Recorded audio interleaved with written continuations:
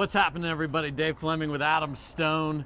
Here's our recap of quarterfinal Friday. We love quarterfinal Friday. So much good pickle, not just on center, but throughout this great facility. Let's start in the morning with singles. Ben Johns versus Christian Alshon. Alshon comes out terrific, but can't get to 11, gets to 10. It was 10-4. Game points were there, and then Ben just gets it done, man. Did his thing. I think the time off has really treated well.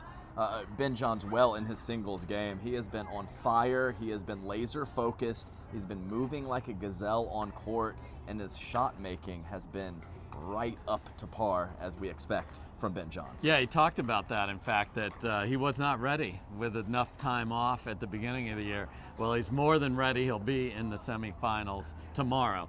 Paris Todd, Caitlin Christian, just a battle with those two ladies, and Caitlin Christian gets it done this time. Yeah, some revenge for Tucson for Caitlin Christian. The approach shots were on point, commanding the kitchen line that we know that she can. Drop volleys, deep volleys. Paris Todd was, of course, a battler throughout, but Caitlin Christian, great resiliency at the end of game 3 to get it done. I was sitting right behind her there, and it's nip and tuck all the way. And at the end, she's like, play big, play big. Well, she did. She's the new church. The question is, can she get one more and get to Sunday for the 5th time in a row? And on the second continent, she's already won down in Australia. Then we had a bunch of partners versus partners. Annalie Waters had to play Catherine Parento in the morning in singles, and they went out and did their thing against Pisnik and Fahey. It was a very good match. And then we had the girlies playing against each other in mixed, and then they got pushed by Lucy Kovalova and Etta Tuianatoa. Yes, they did. Lucy Kovalova played fantastic in game 2. Yes, she did. Etta Tuianatoa was doing her thing from the left side, but the girlies were too much spin, too much power, and of course that mental toughness that they've showed us so many times. Indeed they did. But the match of the day, if you didn't see this, go back and find it. And if you don't have the Pickleball TV app, this match alone is worth getting it. Ben Johns and Gabe Tardio, match number 3. They're playing all year long, and they are facing off against the Utah Black Diamonds. That's Connor Garnett and Tyler Leung. And every point, it seemed, was some epic firefight. Then Garnett's flying and getting something. Leung is crashing across an Ernie, a slapper. It was insane. This place was packed, and they were on their feet a lot, as were we. Yeah, absolutely right.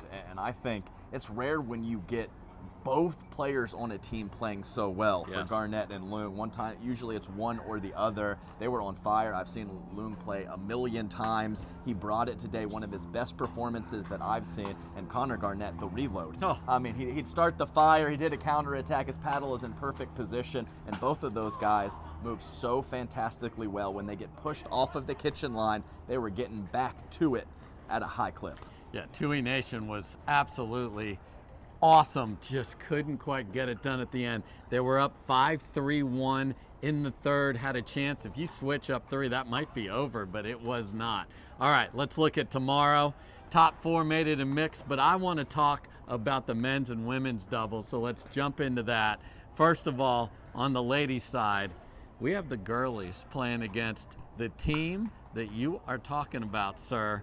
Let's jump into it. Glossman and Georgia Johnson had a battle today, but they do get through. Tyra and Paris, now they run into the girlies. You're still behind them. Absolutely. They're moving on to Sunday. Okay. I think some of the length of Glossman and Georgia Johnson are going to handle the roles in the spin of the girlies. They have light tower power, and after a very nice win against a good team tonight, they're going to carry that right on over. So there you go. On the other half of the draw is Annalie Waters and Catherine Parento, who were down 8-3. Pisnik and Fahey were very good today. A nice step up for Kate Fahey in women's doubles today. Pisnik did her thing, but they're going to play Megan Dizon and Lacey Schneeman. Lacey Schneeman went down, visited the Kangaroos and the Koalas, and brought 2 gold medals back, then took time off, which I thought was smart. Didn't play Tucson. Here she is in a semifinal with Megan Dazan. What could that look like? Oh, Steeman Schneeman. I am a huge fan. Yes. When she plays at her best, it is amazing from the left side. No confusion on that partnership whatsoever. You have Megan Dazan over on the right. Great two-handed backhand counter, working some points with her forehand, and Schneeman being a beast from the left. And then a match on the men's side to close out our view of tomorrow. H and Fed, the top seed, 25-3 as a team, against the team that won in Tucson.